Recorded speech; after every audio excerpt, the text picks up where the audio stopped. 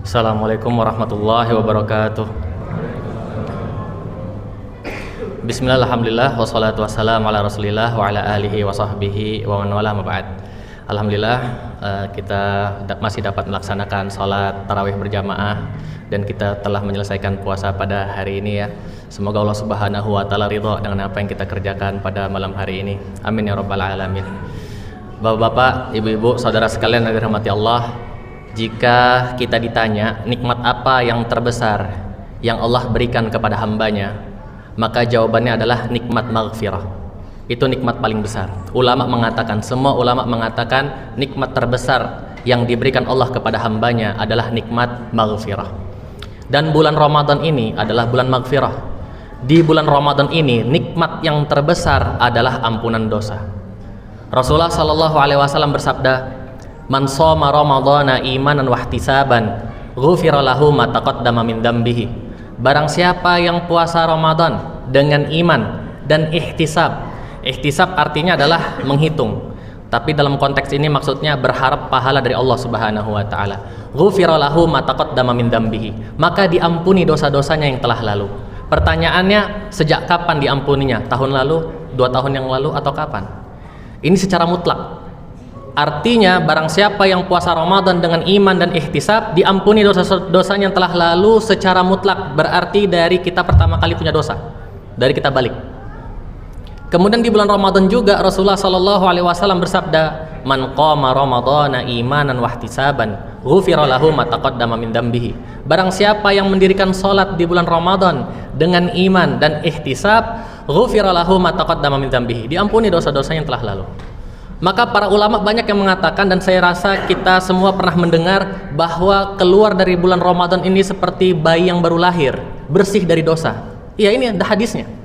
Puasa kita gugurin dosa, sholat kita gugurin dosa dengan iman dan ihtisab. Tapi sayangnya Bapak Ibu sekalian dan saudara-saudara sekalian yang dirahmati Allah, ada orang-orang yang nggak dapat ini. Karena Rasulullah Shallallahu Alaihi Wasallam bersabda, "Rogima anfu abdin, dakhala alaihi Ramadan, wal falam yughfarlah." Sungguh celaka seorang hamba, datang padanya bulan Ramadan dan keluar darinya tapi tidak mendapatkan ampunan. Jadi ada orang-orang yang seperti ini. Padahal bulan Ramadan bulan maghfirah, puasanya ngampunin dosa, sholatnya ngampunin dosa, tapi dia nggak dapat ampunan dosa. Maka ulama seperti Ibnu Rajab rahimahullah mensyarah atau menjelaskan hadis ini. Kenapa orang ini disebut sungguh celaka? Karena kata beliau, apabila di bulan Ramadan yang bulan penuh ampunan ini saja tidak mendapatkan ampunan, apalagi di bulan lain. Ya, dan saya juga yakin bapak-bapak, ibu-ibu sekalian pernah mendengar hadis ini. Rubba sha'imin hadzuhu min siyamihi al-ju' wal 'atash. Ada orang-orang yang berpuasa tidak mendapatkan apapun dari puasanya kecuali hanya lapar dan dahaga. Nah, pertanyaan, kenapa ada orang-orang seperti ini? Karena mereka tidak memperdulikan bulan suci Ramadan. Dia tidak memperdulikan kesucian bulan suci Ramadan. Ada orang yang tipenya, kalau aku lapar aku makan, kalau aku haus aku minum. Gak peduli dia mau bulan Ramadan bukan bulan Ramadan. Tentu saja tidak mendapatkan ampunan orang seperti ini. Tapi ada juga orang puasa-puasa, menahan diri, tapi melakukan dosa-dosa yang menyebabkan batal pahala puasanya. Rasulullah Shallallahu Alaihi Wasallam bersabda, "Khamsun yuftirna shaim." Ada 5 pembatal pahala puasa. Yang pertama, kadzib atau bohong. Yang kedua, namimah atau adu domba. Yang ketiga, ghibah. Ghibah ini artinya menceritakan tentang saudaranya, kalau dia dengar dia nggak suka. Ghibah. Kalau menceritakan tentang saudaranya tapi dia suka, itu bukan ghibah. Ya, itu ya bisa dibilang gosip lah. Gosip itu netral ya. Jadi kalau bapak ibu bibirnya gatal, mulutnya gatal, ingin ngomongin orang, ngomongin aja yang baik-baik, karena bukan ghibah. Jadi yang pertama bohong, yang kedua namimah adu domba, yang ketiga ghibah, yang keempat melihat dengan syahwat. Kalau melihat dengan syahwat, apalagi memegang dengan syahwat, apalagi ngomong dengan syahwat. Tentu saja kalau kepada istri nggak masalah, ya, walaupun makruh kalau di siang hari Ramadan, malam harinya nggak masalah. Tapi ini orang asing, Yang mau siang atau malamnya juga berdosa. Dan yang kelima adalah sumpah palsu. Jadi 5 ini pembatal pahala puasa. Tentu saja bukan dia mengganti puasanya nanti setelah Ramadan, tapi puasa dia selama 30 hari atau 29 hari itu nggak ada nilainya di sisi Allah karena dia tetap mengerjakan 5 hal ini. Walaupun Rasulullah mengucap yang 5 hal ini bukan berarti kalau maling nggak batalin pahala puasa. Tentu aja maling batalin pahala puasa. Kalau cuma masalah 5 itu aja batalin pahala puasa, apalagi yang lebih berat seperti maling, bunuh orang, durhaka kepada orang tua, atau tidak sholat. Banyak sekali yang nanya, bagaimana puasa kita kalau kita nggak sholat?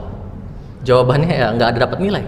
Karena kan tujuan puasa adalah ya ayyuhalladzina amanu kutiba alaikumusyamu kama kutiba alal ladzina min qablikum la'allakum tattaqun. Wahai orang-orang beriman, telah diwajibkan bagi kalian untuk berpuasa sebagaimana orang sebelum kalian berpuasa agar kalian menjadi orang yang bertakwa. Takwa itu artinya apa? Mengerjakan apa-apa yang diperintahkan Allah dan menjauhi apa-apa yang dilarangnya. Ini nggak sholat, padahal perintah sholat itu yang paling utama. Sampai-sampai Rasulullah itu Isra Mi'raj dia ke Sidratul Muntaha untuk mendapatkan perintah sholat. Kita nggak sholat di bulan puasa Ramadan, terus berharap puasa Ramadan yang dapat pahala. Jadi justru khawatirnya kita adalah kita merasa mendapatkan ampunan karena hadis tadi, barang siapa yang puasa Ramadan dengan iman dan ihtisab diampuni dosa-dosa yang telah lalu. Barang siapa yang sholat dengan iman dan ihtisab diampuni dosa-dosa yang telah lalu. Tapi ternyata dalam Ramadannya itu kena hadis orang yang berpuasa nggak dapat apapun dalam puasanya pada puasanya kecuali lapar dan dahaga. Atau hadis yang lebih berat lagi, ya, sungguh celaka orang yang mendapati puasa atau mendapati Ramadan lalu keluar tidak mendapatkan ampunan. Jadi semoga kita semua di sini mendapatkan ampunan, Bapak Ibu sekalian ya. Amin ya rabbal alamin. Jadi terakhir ini, artinya kalau kita mendapatkan ampunan setiap Ramadan kita ketemu Ramadan, setiap Ramadan kita ketemu ampunan. Artinya apa, Pak? Artinya semakin tua kita, Pak, bukan berarti semakin banyak dosa. Itu yang harus diingat. Dalam Islam, semakin tua bukan berarti semakin banyak dosa. Semakin tua semakin banyak pahala, pasti. Karena kan ada sholat terus tuh. Semakin banyak pahalanya, tapi dosanya dinolkan terus sama Allah. Ketemu Ramadan, dinolkan. Nanti puasa pas bulan Zulhijjah, puasa Arafah, barang siapa yang puasa Arafah diampuni dosanya 1 tahun yang lalu dan 1 tahun yang akan datang, diampuni lagi dosanya. Barang siapa yang puasa Asyura di bulan Muharram, diampuni dosanya 1 tahun yang lalu. Setiap tahun ketemu pengampunan dosa, dinolkan terus. Dari bulan Ramadan ketemu lagi bulan Zulhijjah, ketemu lagi bulan Muharram. Artinya semakin tua kita, insya Allah semakin banyak pahala, tapi dosanya sedikit ya, dinolkan sama Allah. Cuma memang ada orang yang gak dapat ampunan. Na'udzubillah min zalik. Semoga kita semua terbebas ya, terhindar dari itu semua, dan semoga kita semua mendapatkan ampunan. Aqulu qouli hadza wa astaghfirullaha li wa lakum. Assalamualaikum warahmatullahi wabarakatuh.